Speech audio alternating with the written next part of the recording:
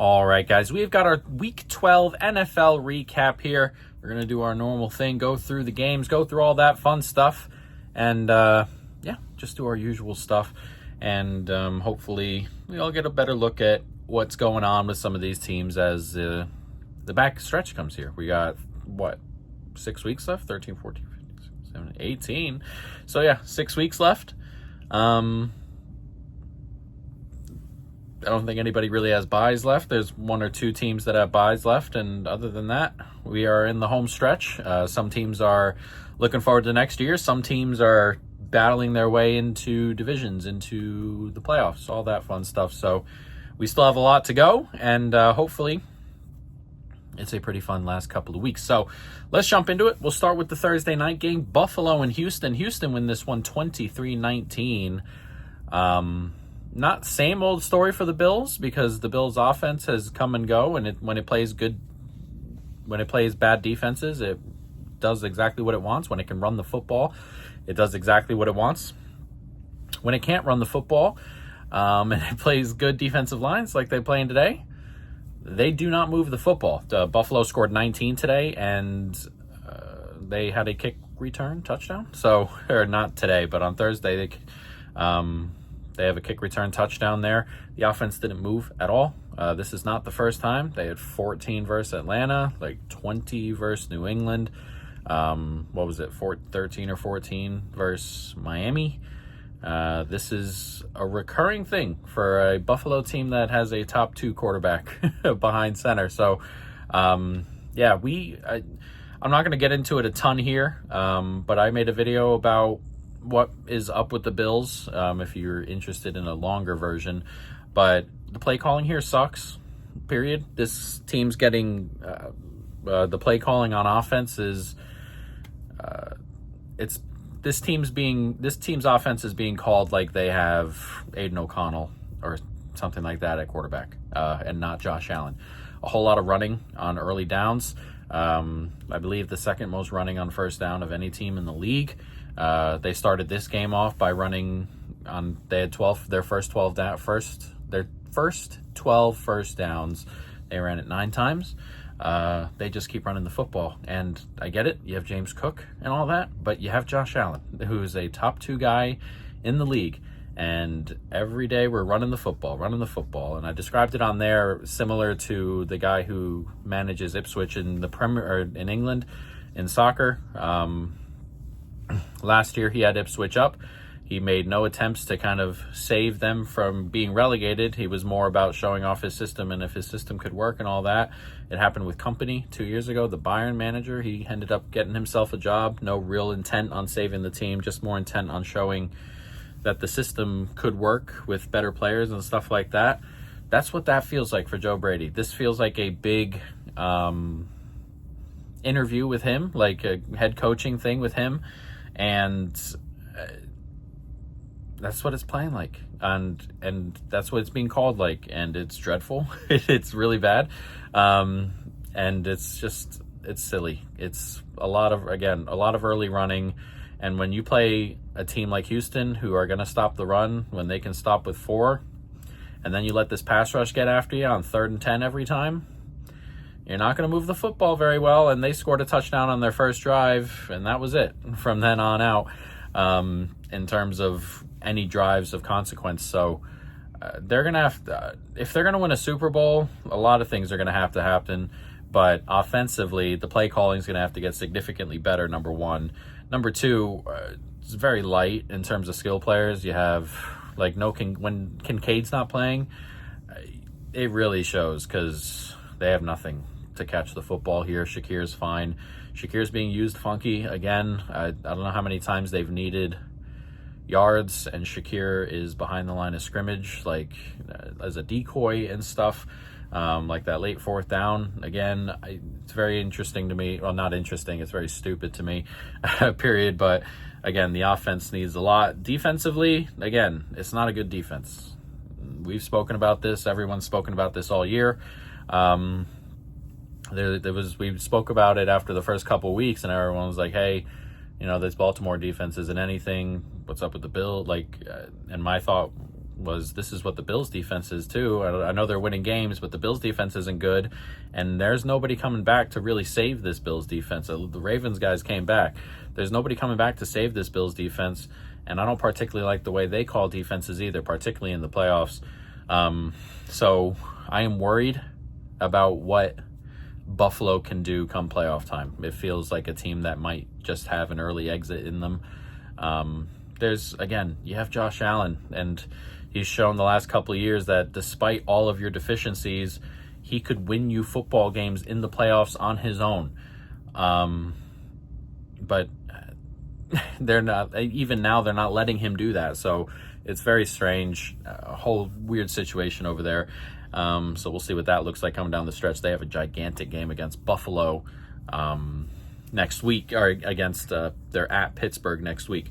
Houston, on the other hand, are firmly back in the race. This was like one of those do or die games. Like if you lose this game, your season's probably over. If you win it, you're back in it, and that's where they are, 6-5. And we'll talk about a couple of teams down the stretch here, but they have a lot of big games coming. They play the Jags one more time. They play the Colts twice. They are not controlling their own destiny. Well, everybody controls their own destiny. You win out, you're in. But, they can do it. And the defense is really good. And if you just play enough teams that don't have good defensive lines, this team can move the football. Like, again, today they moved the football pretty well. The defense stood up. And they had Davis Mills back there, and they moved it fine. And again, this biggest issue, particularly early with Houston, was this offensive line, and it's still a very big issue. But early on in the season, they were playing a whole lot of defensive lines that could get at them. Right now, they're not really doing that. And they've gotten better at kind of figuring out a way to get the ball out quicker and stuff like that. And the offense has been a little bit better. It doesn't have to be utterly fantastic for Houston for them to win games because of how good the defense is. It's a top one or two, wherever you want to put it, defense. And, it's genuinely fantastic. And you don't have to do too much to win games. And, again, we mentioned a couple teams there who are, like, in division, Houston or Indianapolis. They're not going to have the defensive line to get at you. They're going to have the corners to kind of get at you if you mess up, but they're not going to have the defensive line to get at you. They're not. Jacksonville's not really that team who's going to have a defensive line to get at you there. So they're firmly in it.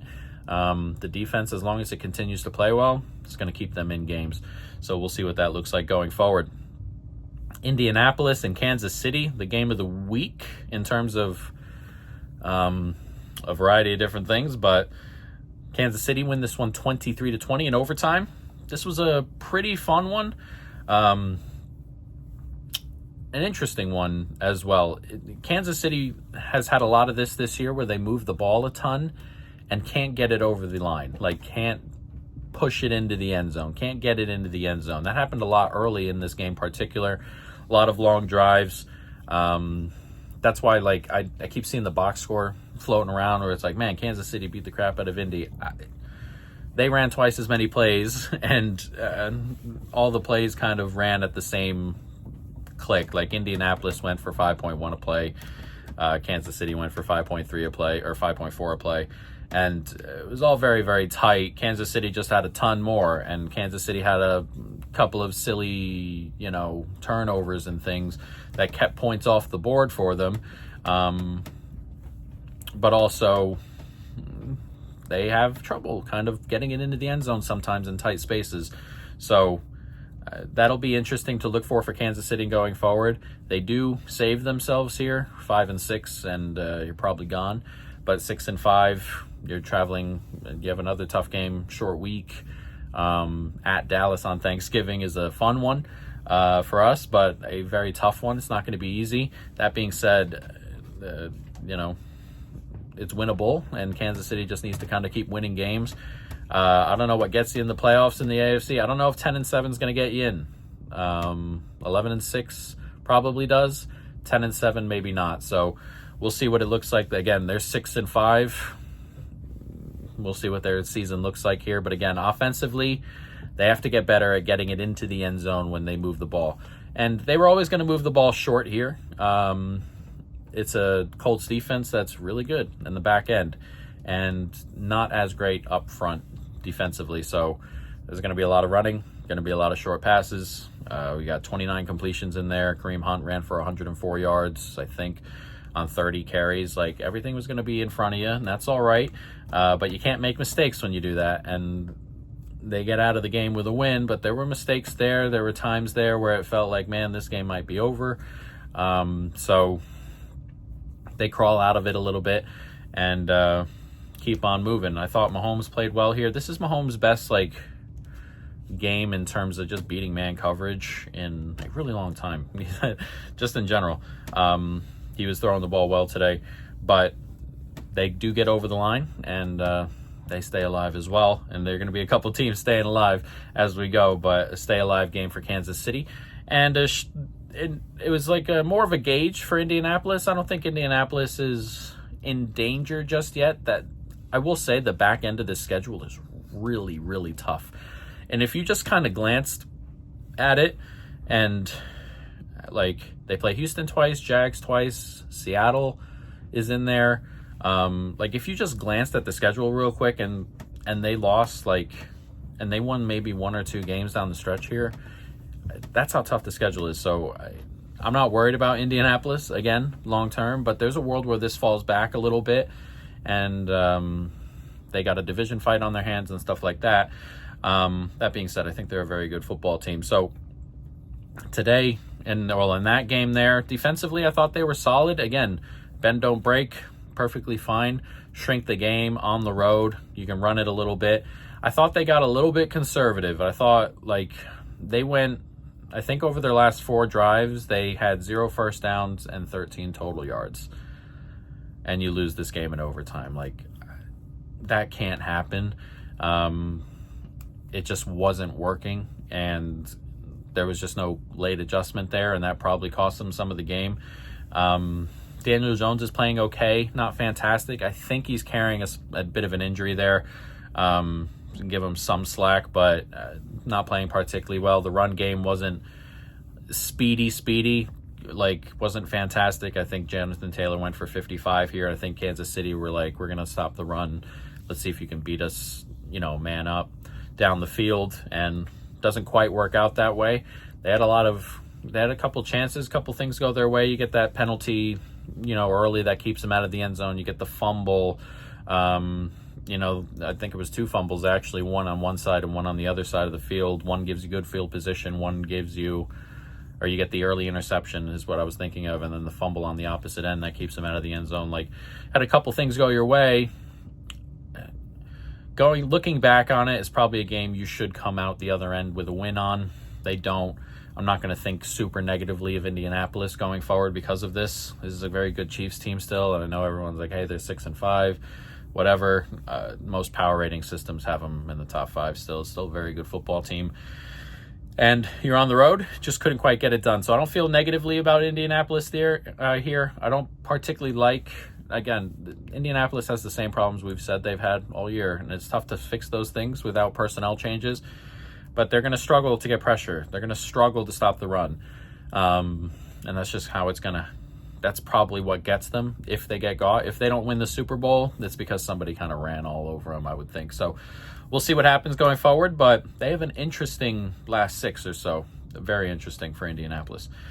Pittsburgh at Chicago. Chicago win this one 31-28.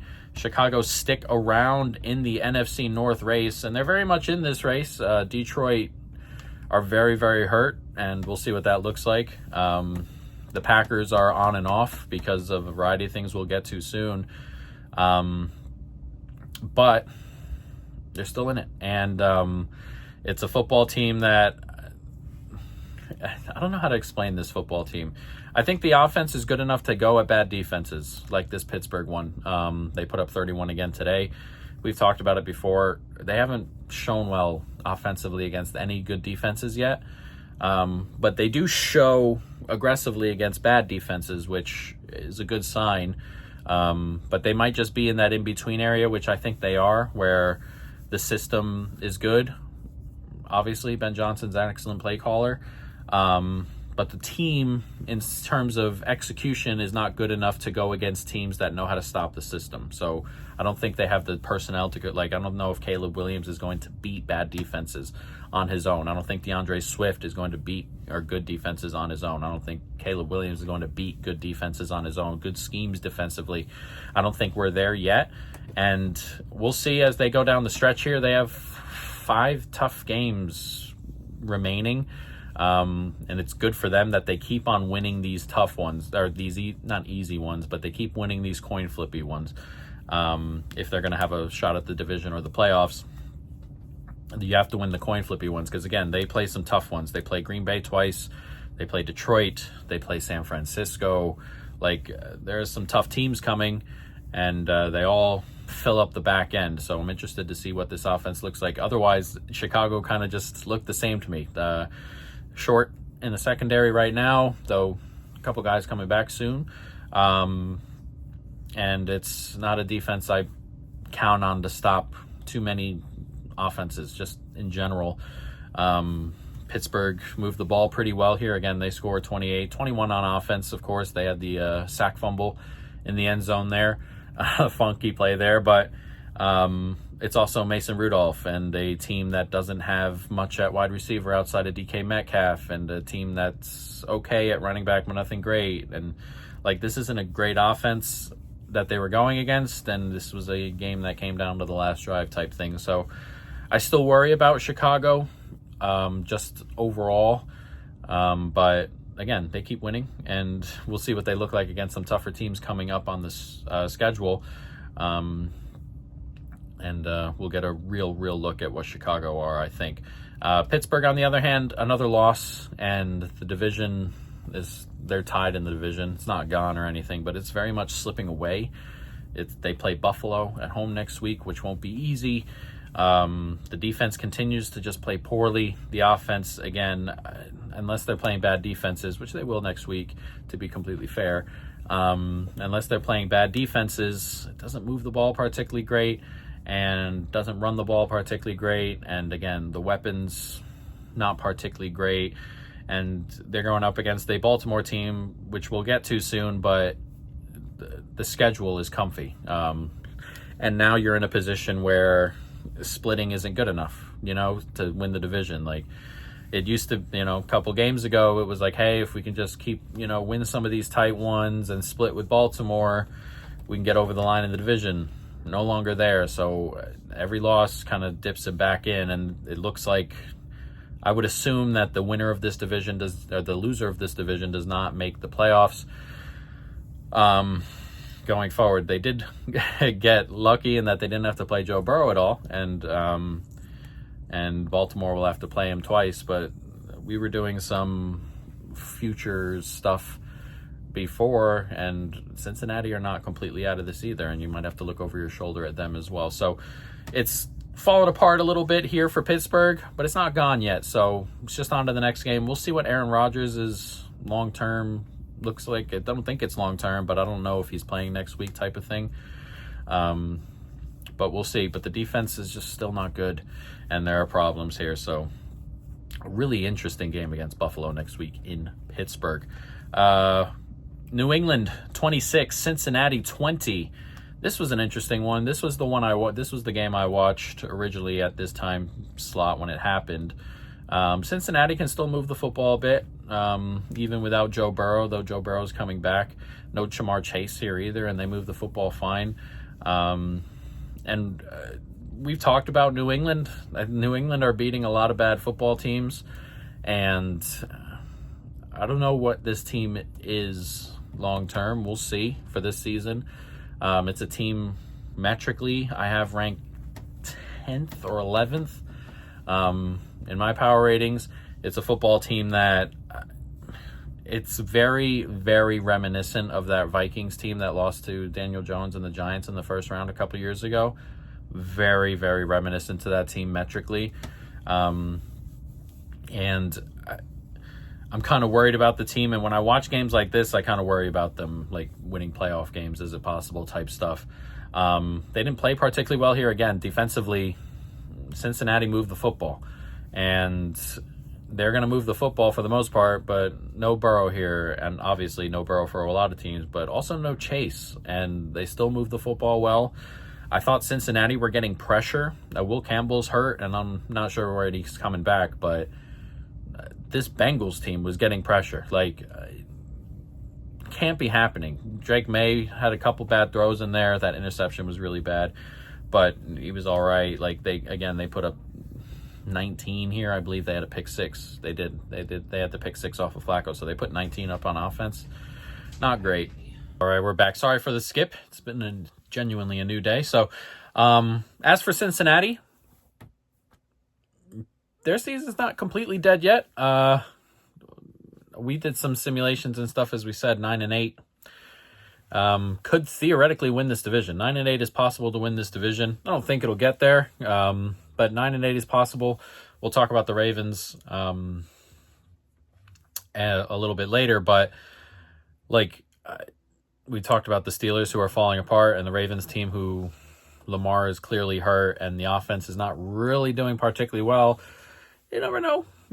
It's out there. You can put it out there a little bit, and if they win on Thanksgiving with Joe Burrow back, we'll see.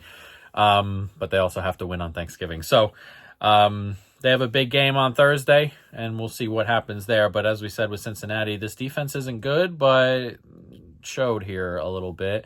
And the offense is getting their quarterback back, and we'll see what that looks like. There's still a ton of flaws on the Cincinnati team. Again, the defense is terrible. It's the worst defense in years in the NFL, really. The offensive line's not fantastic, and, we'll see what that looks like. There are major flaws, but you look at Chase, you look at Higgins, you look at Burrow, and you see a little bit of talent that can carry you through football games, and you only need 5 or 6 to go your way. So we'll see. But they showed all right here. Nothing crazy. They're worse than New England, but this felt more like a New England, there might be some problems type of game. But we'll jump into Baltimore next. Baltimore 23, New York Jets 10. This has been a pretty typical Baltimore game as of late, similar to the Cleveland game. This is a Baltimore offense that's not really moving particularly well. They don't have a ton of weapons on the outside, the Bateman thing right now, and then Lamar is hurt. He's missed another practice with a toe this time. Somebody's genuinely hurt when they're coming off the hamstring. He's coming off that, and you're getting a couple of different things every time an injury report comes out. Last week or 2 weeks ago was the hamstring. Last time it was the foot, I think, and then this time, I'm not sure what last week was in general, but this week it's the toe. Missed another practice. He's not healthy. And if the Ravens are going to do anything, he very much needs to be healthy. Derrick Henry's been all right, but kind of declining a little bit. The good news is the defense is playing much better. Again, they give up 10 here to Tyrod, and nothing spectacular. We'll be getting Kyle Hamilton back this week. It's getting much better, the defense, which is good, which is gigantic because the offense not really going at it. But you worry, come playoff time, if you get there, that Lamar has to be healthy. Otherwise, there's really no shot, probably. So we'll see what that looks like. Baltimore look like from here on out like a team who are going to go by the way of their quarterback's health. If he's healthy, they're probably just going to win the division. They're tied here now. They can split with Pittsburgh. They don't have to win both of those games anymore. They can split with Cincinnati. They don't have to win both of those games anymore. Though Pitt had a bit of an advantage of playing both of those games without Burrow, but they only split. So there is a lot going on in this division, and there's a lot going on with Baltimore, and it just seems that it's fully going to be about if they are healthy at quarterback. So they're playing a really bad defense this week on Thanksgiving at home. And Burrow's first game back. It's a game you got to win. You're 7-point favorites type. And if that game drops, then we might go into a bit of panic mode with Baltimore. But we'll see. As for the Jets, they're kind of just seeing the season out, seeing what they have in a variety of different players. Defense is playing okay. The offense, Tyrod was not going to get a lot out of Tyrod. I think he's a better quarterback than Justin Fields, but you're probably not going to get a bunch out of Tyrod either. Adonai Mitchell shows flashes still, and Adonai Mitchell's career has been all flashes, but getting him some genuine work here and hopefully fixing some of his catch problems, he can be a real player. Like, there's traits in there, some good things in there. He just can't catch the football, which is obviously huge, but I feel that's something that could be worked out. Excuse me. Excuse me. Could be worked out. But we'll have to see what that looks like going forward. But they're going to see the season out. They'll hope to draft one, and they can get the pick of their quarterback. They're going to need a little bit of help. Tennessee has to win a game somewhere. Some other teams have to get around them, but, we'll see. Seattle and Tennessee. Seattle win this one 30-24. This score is a lot closer than the game actually was. Very, very early. It was both teams were kind of struggling to score. Tennessee moved the ball a little bit early, and then Seattle kind of woke up. JSN kind of woke up, goes for another, 170. I feel like every single game comes with a JSN 60-yard catch, and I think he had 2 50-yarders in this one. He continues to be unbelievable. And the offense continues to move the ball along. They score another 30 here. Defensively, again, I thought they were solid early. This is a weird game. You travel here across the country a little bit, cut through a couple of time zones. It's always going to be difficult to kind of get up. And early on, they were bend, don't break. And then once the game got out of hand, then it became very, very open. And Tennessee started to move the ball a little bit. And it's tough to get out of that. It's tough to get into a mindset where if this game's done, we're done. Let's just see this out and get back into, we got to get this onside kick. Otherwise, they could win the football game here. So a lot of that late Tennessee stuff was empty, garbage time stuff. But again, another decent performance here from Seattle. Tennessee, very similar to the Jets, seeing if you have pieces anywhere, seeing if you can get good reps out of Cam Ward. And kind of moving on from there, they have they're going to have a new coach. They're going to have a new system. There's a lot of new coming. So what you're kind of wanting to do is getting the younger players some good reps and, building up some of their confidence as the season goes. And I think today would have been useful for someone like Cam Ward, where they move the football a little bit and you're getting live reps and moving the ball and a little bit of confidence there. And hopefully that'll move in the right direction. But the score was a little bit flattering here. This is a Seattle team that I think is genuinely a threat to make the Super Bowl. I'm a Sam Darnold, not a hater, but my thoughts with Sam Darnold have always been the same. He's going to be really good or fine regular season stuff. And when it comes to big games, he sees ghosts and he throws some bad balls. And, he did a lot of that last time they played the Rams, last week or the week before. The defense here is so good that I'm willing to kind of put a little bit of that aside. They turned the ball over 4 times, or he threw 4 interceptions at the Rams and had a chance to win that football game with a kick. This is a genuine defense and an offense that's clicking. And all Sam Darnold has to do, theoretically, I can see a world where they win a Super Bowl where all he has to do is just game manage. The play calling's good. The defense is excellent. The defensive line is really, really good. The NFC's open. Why not? Seattle, I think this is a genuine Super Bowl contender, and I think they did what they had to on the road here and did well enough. Minnesota at Green Bay. Green Bay win this one 23-6. We'll talk about Green Bay first. A win in division. They control. If they beat the Lions here, I think they go on and win the division. They played the Bears twice, and they're capable of winning both of those games. But they're starting to get into a mode now where they're comfortable. There is still that thing looming over where they just run the ball too much. And you're going to get a real sense, I think, on Thursday of if LaFleur is going to move out of that. It didn't matter today. You're up comfy. The game's comfy. Other team's not moving the football. You can run the football all you want here. The Eagle game was a reason why you don't run the football that often. You're going to play Detroit, and Detroit's defensive line is getting healthy, and they're thin in the back end in the secondary. If you are going to come out of this all running mode, it has to be here. Like, this will be the show. Like, this is it. Like, is Love going to carry you, or is LaFleur going to let Love carry you? This is where it's going to be. You're going to be throwing to an injured secondary. You saw what Jameis Winston did to that secondary. Like, it is possible to throw all over this secondary, assuming the injury report kind of holds up where it is. Prove it. It's time to prove it, because you've proven that the running stuff works. You've also proven that the running stuff is overused on your end. So it's time to prove you can do both things. Just throw the football. We're going to get a big sense of what Green Bay are in this Thursday night game, and offensively. Defensively, it's very good. It continues to be very good. They held Minnesota to 6 here. They held Philly to 10 the other night. Like, it's very, very, very much good to very good, top 5.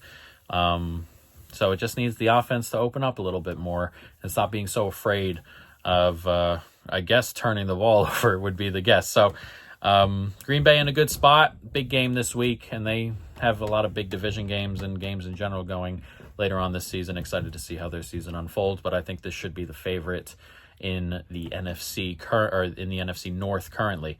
Minnesota, defensively, they're still very solid, well coached. The personnel's not as good this year, and that's been shown a variety of different times. And it's not as good, but it's good enough to kind of keep them in games.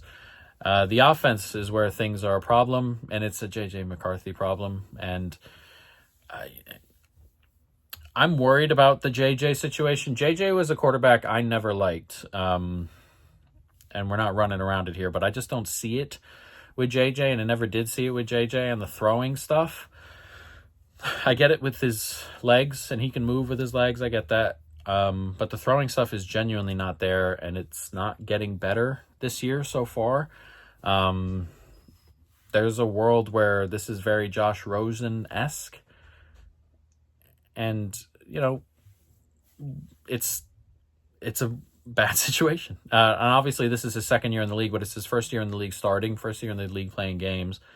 They may just see it for 1 year and think the team's good enough and just find a vet. That might just be what happens here. But JJ's genuinely not getting better, and it's getting significantly, it's getting to a point where everybody's noticed, and something has to happen. He went into concussion protocol, late hit perhaps, but another maybe soft type of benching here. I don't know, but it's genuinely in a very, very bad place currently. All right, Giants, Lions win this one 34-27 in overtime. Crazy football game. We can talk about the Giants first. They scored 27 here, moved the ball in huge chunks, and this was a lot to do with Detroit's injuries at the back end. Detroit have a habit of getting injured in the secondary late in seasons, and this is kind of where we are. The best thing for Detroit is that most of them will probably be back soon. Whether they'll be back on Thursday, I'm not sure, but should be getting some guys back. And you saw it. I mean, the Giants were genuinely picking up 40, 50-yard chunks a lot. They had 10 plays over 20 yards, I think it was, at least. The trick plays worked, both of them. The flea flicker went for Wan'Dale Robinson for a touchdown. That was like 40 yards, and then the throwback to Jameis Winston where he went in front of the guy, caught it, stiff-armed the backer, walked into the end zone. The defense, on the other hand, still can't stop the run. This is the worst rushing defense like ever, genuinely. They were the worst rushing defense in yards per carry before today, and I think after Jahmyr Gibbs went for like 15 yards a carry, the team as a whole genuinely went for like 11.9 yards a carry or something crazy like that. It's definitely the worst rushing defense, which is interesting because of the personnel there. Like, I would say the pass rush is really good. Like, those guys can beat guys off the block. Can't do it in the run game for whatever reason. And the back end's not helping out too much in that department. And you saw, particularly without Dexter Lawrence, who missed the first play of overtime, and Jahmyr Gibbs went right up the middle for 70. When he's not on the field, it really shows. And they've fired the coach, defensive coordinator Shane Bowen. As a Giants fan, that makes me incredibly happy. I thought Shane Bowen was dumb. But there are issues, and there are good things as well. I mean, again, they move the football really well here. Again, the offense has been pretty good so far for a while, and I think a lot of the buttoned-up things from Kafka have been good, and that's what we talked about when the Giants fired Daboll. I like Daboll as a guy, but I thought a lot of the things were just silly little things that needed to be buttoned up, and I think a lot of that has come with Kafka, and it's shown on the field a little bit. Jameis Winston's a ton of fun. He can throw it, can really throw that thing, but in the end they don't get it done, which is good for the Giants. I know as a fan you want them to win games and stuff, but the best possible scenario here for the Giants is that they show good things, that they show that they have talent here, that the quarterback plays a step up, that Dart, has a good end of season, that, some of the other players that are underneath, Wan'Dale Robinson, players who are going to be around, the offensive line, the defensive line, Abdul Carter, all these guys, if you're getting good stuff out of them and you have something to build on while also getting a better draft pick, that is good. So, those are all positive things. Again, I think this game went as perfect as it could for someone who is a Giants fan and is looking forward to what the Giants could be at some stage, and seeing good building blocks there and seeing some things just move in their general direction while also not winning and bringing us further away from the top end of the draft. So I expect this Giants team to win a game or two down the stretch. I think they're 2-8. Or not 2-8, 2-10 or 2-11. I think it's 2-11, or 2-10. But I expect them to win a game or two the way they're playing. It'd be better if they didn't, but I expect them to win one or two. And they've been playing pretty well. The rush defense is dreadful, though, and we'll see what it looks like without Shane Bowen going in. As for Detroit, offensively, there are issues here with Detroit offensively. I think the throwing game, the passing game in general, is a bit funky, and Jared Goff's not throwing it particularly well right now. Jameson Williams wasn't really involved in this one, and everything came on the ground. Jahmyr Gibbs is such a good football player, and you're going up against a really bad line here. But the offensive line's a bit of a mess. That being said, Ragnow looks like he's coming out of retirement to play the last couple of games here and into the playoffs if they get there, which is a huge step at center because they're going to be missing the center and the left guard, I think, going into this Packers game. So should be hopefully better in the middle. They need to be better in the middle of the interior offensive line. It's been a weakness all year. But I think there's issues in the passing game. I think there's issues with Goff currently. The best thing for them is that they're playing indoors. And I think that's a genuine thing for Goff, that he just can't play outdoors in the cold. He's got smaller hands, and that just happens. I think people skip over the hands thing because, not just in general with quarterbacks, he's got small hands, so what? When it gets cold, it shows a little bit, and it's shown a little bit with Goff recently, and his just general play hasn't been fantastic. And it wasn't super fantastic here. It was enough, and he was making some decent throws here and there, but he was also missing one or two, and he'll have to play better if they want to be a genuine Super Bowl contender coming down the stretch here. Defensively, they're just needing to get healthy. The defensive line is okay. Hutchinson's playing better. They get the sack walk-off, which is kind of cool. But the back end is really, really injured, and they need to get healthy.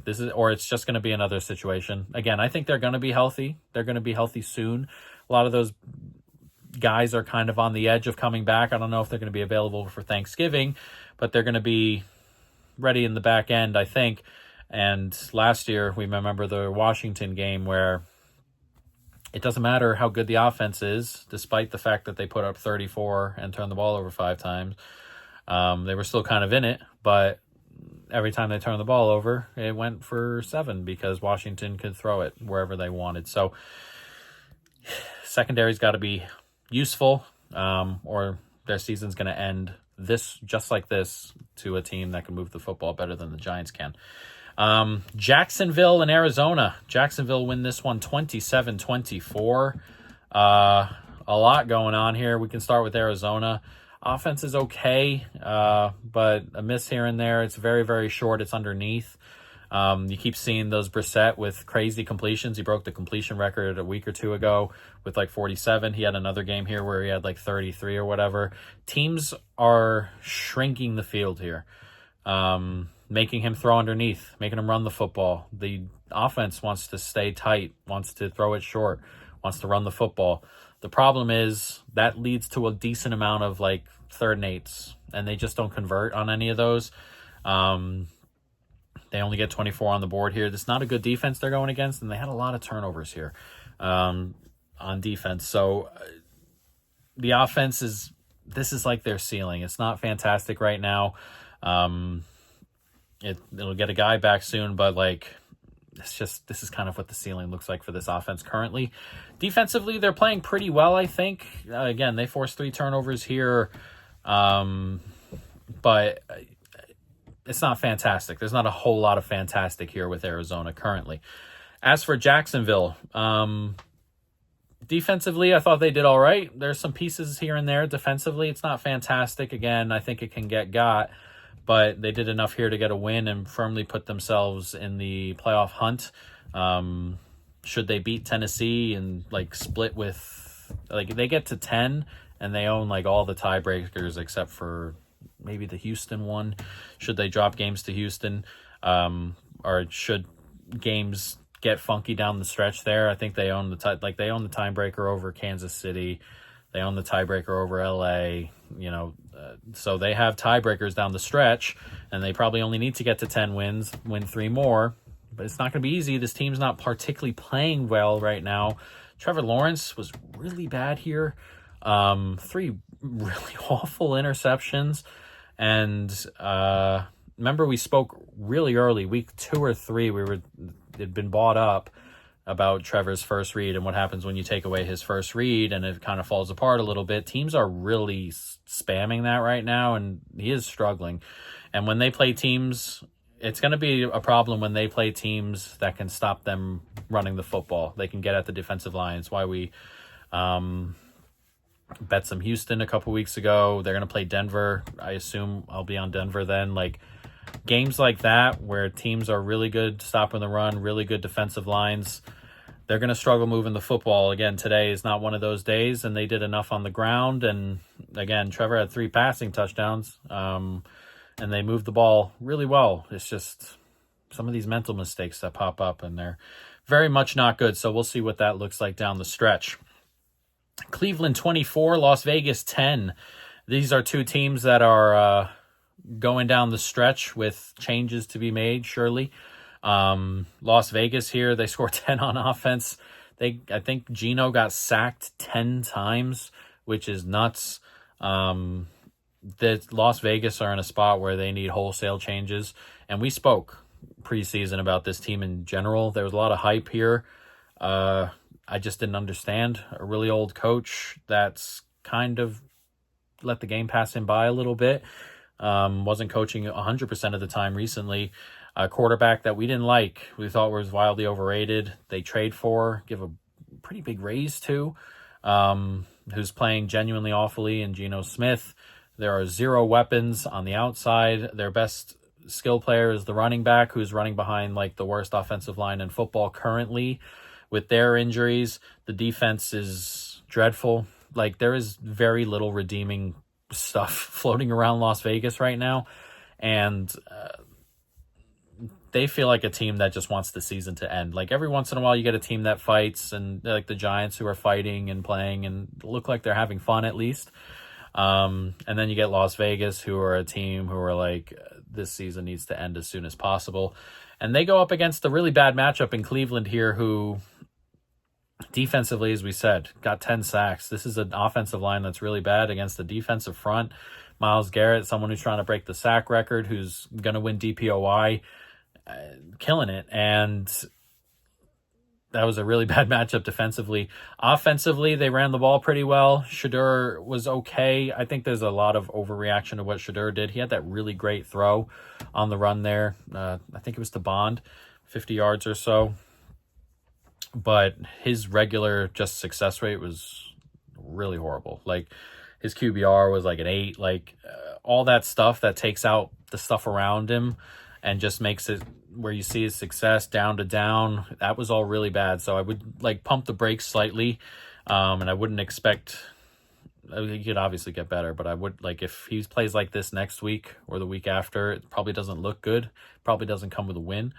So I would calm down there. He's definitely got more pop than Gabriel. He's got more upside, in my opinion.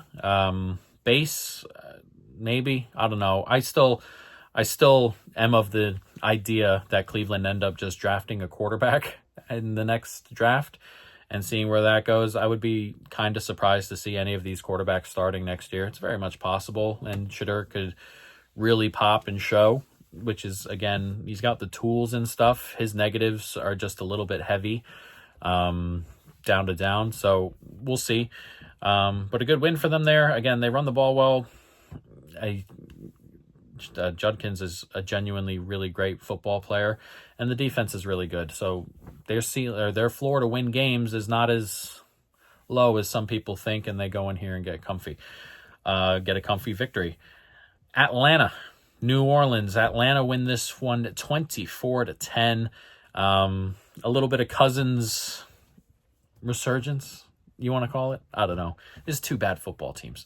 It's a good defense in Atlanta, I will say. It's been better than I expected this year, and they showed here. But New Orleans have no life. It looks like Shuck. That's another team who probably just drafts quarterback next year, despite the fact that they used the second on Shuck this year.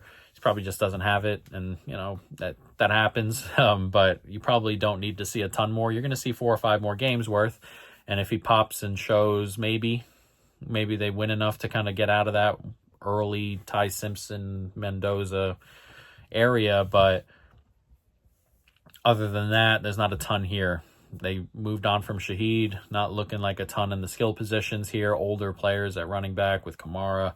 Offensive line's not very good. Defense is okay, nothing spectacular. It's just kind of where we are. Atlanta, if they win out, they make a push, but it's tough for me to see a ton here. Kirk Cousins is still very limited. He's older, very immobile, so we'll see. All right, only a couple more. Philadelphia and Dallas here. Dallas win this one 24-21. A gigantic meltdown from Philadelphia here, who led this game 21-0 after the first 3 drives. I don't want to say that there's no explaining it, but there is very much explaining it, and it's that the Philadelphia offense isn't good. It's just not good, and it gets into this point now. They go on little bursts like this, but over their last 3 or so games, they've had... Hold on. All right, guys. Oops, excuse me. Pulled that video up. Let's go to the Eagles. They've played, the Packers, Lions, Cowboys. And this Cowboys defense, I know we'll talk about it in a minute. I know there are people who think it's kind of moving in the right direction, which is fine. And the run defense is certainly better. But this is also a football team that defensively, as a whole, is still not very good. And, that's where we're getting at right now. So, here we go. Eagles, last 3 football games, they have scored a combined 50 points in 3 games. 10 against Green Bay, 16 against Detroit, and 21 here. That all came very, very quickly. It's not a good offense. It's going through whole halves, whole spurts, whole games where they're just not moving the football at all. We discussed last time we were on here that this team had the most 3 and outs of any football team over the first 10 or 11 games since 2016. It's bad. They're not running the football well. They're obviously missing the Lane Johnson now. Saquon has no pop right now. We'll see if that means Tank Bigsby stuff, some extra stuff in there. But right now, nothing there offensively or in the run game. In the pass game, when the Eagles are forced to pass the football, there's nothing there. And that's something we've known as a whole for a couple years now, it feels like. When you force Jalen Hurts into these situations where everybody knows he's passing the football, it's not really getting there. And for a quarterback who has legs, he's not a hard runner. He's not a Josh Allen when he runs. So he does leave yards on the board, yards on the table. And when you're forced into passing stuff, it's difficult for him. And again, this isn't a good defense that they were playing. And it looked early like, hey, they may get run over this Dallas defense. And then the offense just stopped existing altogether. Which is why for the Eagles, I see problems. And I think a lot of it is play calling. A lot of it is sequencing. And I really, really dislike the guy calling plays there. But overall, offensively, we said this they're just going to get caught somewhere. Someone's going to find enough points on the board to catch him. And, we got a little bit from Dallas here in the end. And it makes it look so much worse when you give away a huge lead like this. If this were a game where that was back and forth and Dallas won it, I think the perception might be a little bit different for regular people, or the perception might be a little bit closer to us, or the way we view things, in that the offense as a whole isn't fantastic, but instead, I guess the narrative around it is, they just couldn't do anything after that. And look, it's just a bad offense. It's got a bad play caller on it. And everything that is currently happening on the offense seems to go completely against the strengths of the players on it, which is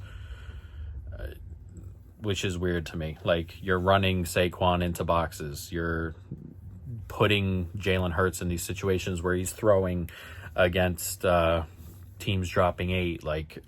This just seems to continuously put themselves into those positions with play calling, and not even like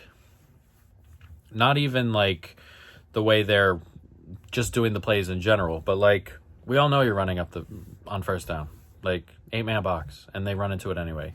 We all know you're throwing on 3rd and 8 because you've been running into boxes on 1st and 2nd. We know you're throwing it on 3rd and 8.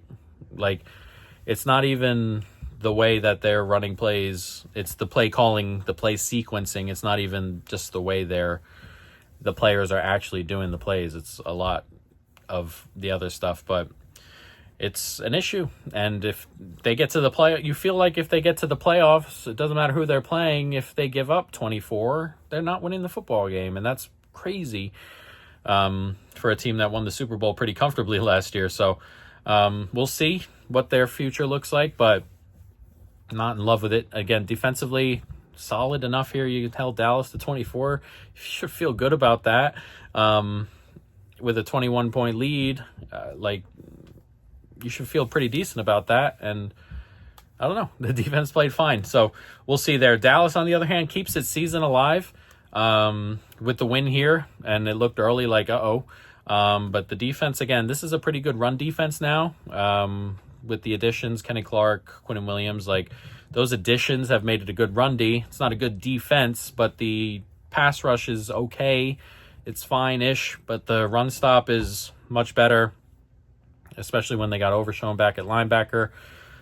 Still not in love with this defense. I still think you could throw and do whatever you want throwing-wise on this defense, but they've made themselves a little bit better in terms of you can't do whatever you want on this defense now. So at least they're making teams earn it a little bit more as the season goes on. Offensively, they're still solid, very good. This is a decent Philly defense, and you were 21-0 down, and you won the football game. And CD's had some drop issues. He had a couple today. He goes through those little spurts. It is what it is. Javante's running well. Pickens is playing well. The offense is playing well. It's just if the defense can step up enough to cause problems down the stretch. We'll see, but a very, very big win for Dallas and a thought-provoking one loss for Philadelphia. Tampa Bay and the Rams. Rams win this one 34-7. This was a runaway. And this is a McVay over Bowles thing, and that's all it is. You punt it on the first drive if you're Tampa, and this is where this is just a McVay Bowles. This is where it comes from. Bowles is really creative and really good at stopping the run. And McVay is the coach that just throws. He's just not going to run the football.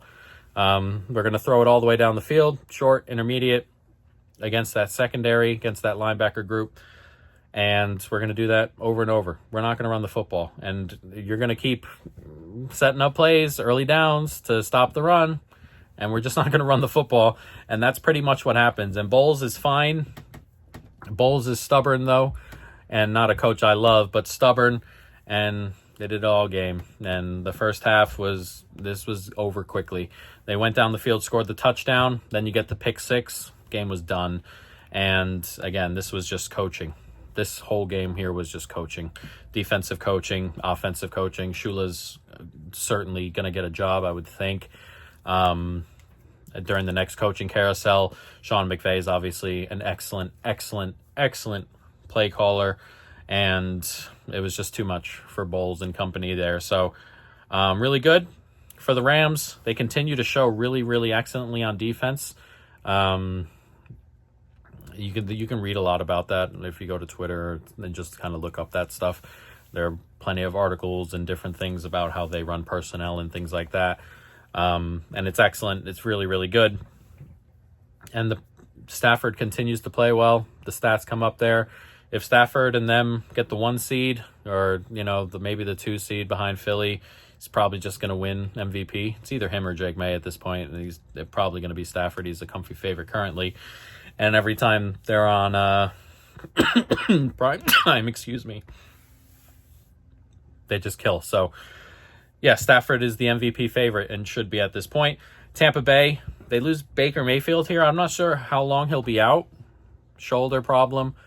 But they're just so injured. And it's been this way all year. And early on in the year, we spoke about Tampa. And it's like, hey, are Tampa going to make a run this year? Can they make a run? There's tons of elite talent. Wide receiver, offensive line, they have a lot of good. Defensive line with Vita Vea, stuff like that. And everybody's just hurt constantly. There's nobody ever available for the wide receivers. Baker's hurt. Again, I don't know if he misses. He may not miss a game. He may, but he's hurt now. Just injuries constantly, and it just never seems to get better, does it? So Tampa's season's kind of fallen apart a little bit.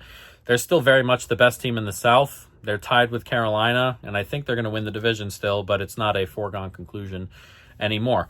And speaking of Carolina, San Francisco win this game 20-9 over Carolina. Bryce, he's just not it, guys. And that's all right. Again, we've said this a lot. The offense doesn't really move the football well. That they were over play calling a little bit on the goal line, I thought. This was a place where you could run Dowdle, run Hubbard, and I thought the way they were sequencing plays here was not good. And they had a chance early to put points on the board. Brock was just giving them the football. Through 3 first-half interceptions, just kept giving it away. Anything downfield got picked. J.C. Horn, I think, had 2. He had that one really great one where he's just kind of recognized nobody was going into his zone and bounced over. Got a free pick there. But, again, just couldn't do enough offensively with the good field position, with the turnovers, and then defensively not enough because, again, they scored 20 here. Could have been a little bit more, and again, they were moving the ball fine, and barring the really bad turnovers, they probably score on most drives. The defense isn't good enough to hold here, so this is a 6-6 team, I think, 6-5, 6-6. It's not this good, and I kind of worry for what the end of season could look like here. But they're still in the race, so all you have to do is sneak out a couple more results. They've been doing it all year, so why not? As for San Francisco, this, again, would have been a huge blowout if Purdy was not giving the football away. Like, he threw 3 really bad picks. That one over the middle was a good J.C. Horn play. The other ones were just bad picks. And if you notice, Kyle Shanahan in the second half just stopped having him throw deep. And he was just like, no, we're not doing it anymore. We'll bring out the Mac Jones, the Jimmy Garoppolo playbook. Keep it short. Keep it simple. We'll keep throwing it to McCaffrey. We'll keep running it with McCaffrey. And McCaffrey had a huge game, and they end up getting over the line. There are issues here with San Francisco. I'm not in love with this defense. Again, this defense doesn't get any pressure or anything like that. And the offense... again, you have a really good running back. You have a quarterback that normally can kind of just do the simple things. But if the quarterback's turning the ball over here, I don't think San Francisco has chances to win like actual playoff games. And they probably will get there. They have the Browns and the Titans. If they get to 10, which I think they will, that probably gets them in. But 11 will surely get them in, I would think. If they win 3, like if they win those 2... which is no foregone conclusion, to be fair. If they win those 2 and then one more somewhere, they're probably in the playoffs. But with this defense, with lack of pressure, with any mistakes from the quarterback, it feels like a team that's just kind of one and done right now. Need to see more, but we'll see if we end up seeing more. But Brock has time to kind of he's just back. So he has time to get acclimated, but they got to win these next couple of games. And at Cleveland is tricky, even if Tennessee at home isn't. So we'll see there. But there we go. Week 12, a funky week, and we're getting down to the wire here. And we'll see what these football teams bring to us next week.